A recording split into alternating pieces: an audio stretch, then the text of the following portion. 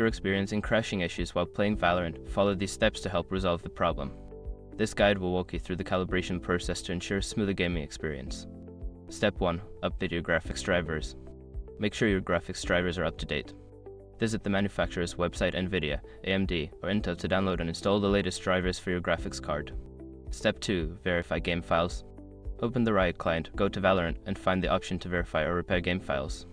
This process will check for any corrupted or missing files and replace them. Step 3. Adjust in-game settings. Launch Valorant and navigate to the settings menu.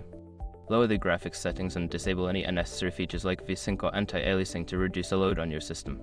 Step 4. Check system requirements. Ensure your computer meets the minimum system requirements for Valorant. If your hardware is below the recommended specifications, consider upgrading your components. Step 5. Reinstall Valorant. If the previous steps do not resolve the issue, uninstall Valorant completely and then reinstall it. This can help fix any persistent issues that might be causing crashes. By following these steps, you should be able to address the crashing issues in Valorant. If problems persist, consider reaching out to Riot Games support for further assistance.